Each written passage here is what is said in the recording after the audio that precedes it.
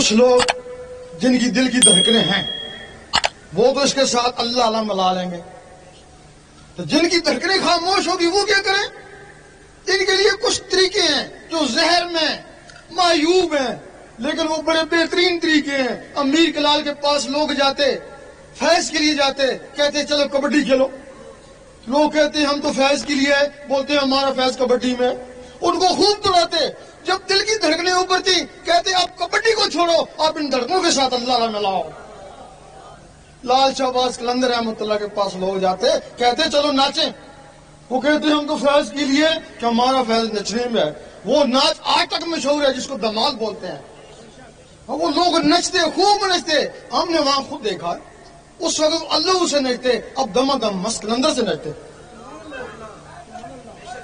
وہاں دیکھا ہے کہ کچھ لوگ دما دم مست قلندر سے ناچ رہے ہیں، اس میں 2 آدمی بے ہوش ہو گئے ناچتے ناچتے۔ ایک کو میں پانی پلانے کے لیے گیا، دوسروں کو دوسرے آدمی پلانے لگے۔ پانی پلا رہا تھا، زبان بند تھی، دانت کسے ہوئے تھے، اندر سے آواز آ رہی تھی دما دم مست قلندر، دما دم مست قلندر۔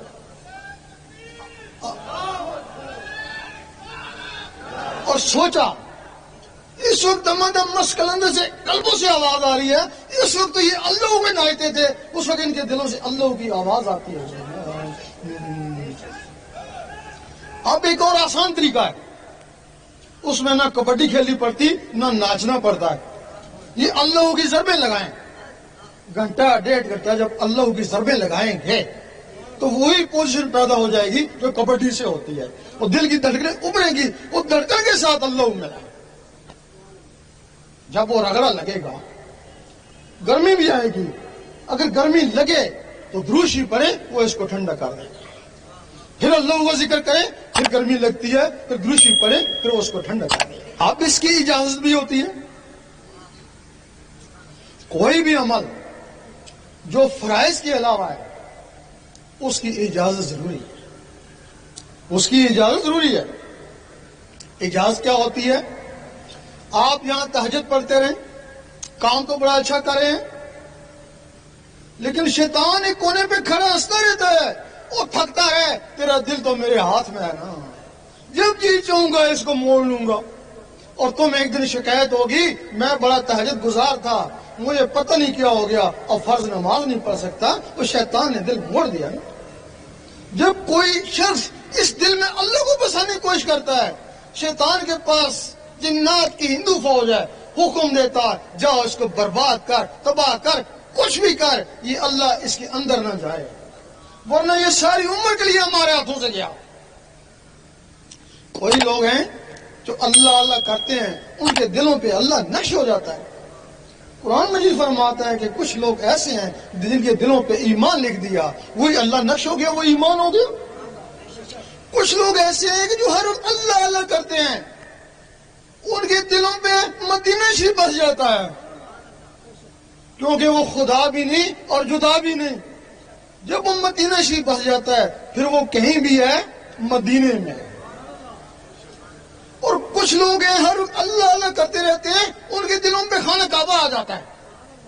ایک دفعہ مجدد صاحب نے دیکھا کہ باطنی مخلوق جن فرشتے ان کو سجدہ کریں، بڑے پریشان ہوئے، یہ سجدہ انسان کو جائز ہی نہیں، یہ سجدہ کیوں کر رہے ہیں، کہیں استدراج تو نہیں ہو گیا؟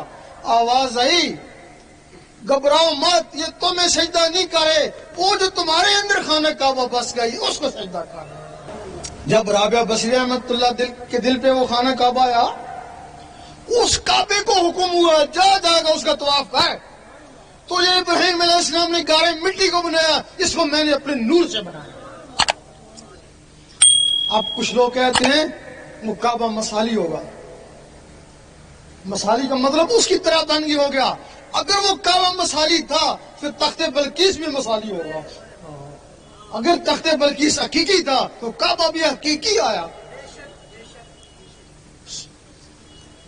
آدھی رات کا وقت ہے، حضرت ابراہیم بن ادم جاتے ہیں کعبہ کو، دیکھتے ہیں کعبہ ہی نہیں ہے، لوگ سو رہے ہیں کعبہ ہی نہیں ہے، سوچتے ہیں پتہ نہیں اللہ تعالیٰ نے اٹھا لیا، قیامت آنے والی ہے۔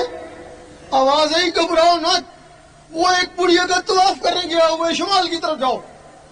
جب وہ شمال کی طرف جاتے ہیں دیکھتے ہیں کہ رابعہ بصری بیٹھی ہوئی ہیں اور کعبہ ان کا طواف کر رہا ہے. اب کعبہ بس گیا، منزل اس سے بھی آگے ہے حضرت انسان کی. کعبہ بس گیا تو آدھی کلندر ہوئی نا، وہ پوری ولیہ پھر بھی نہیں ہوئی، پوری کلندر تو نہیں بنی نا.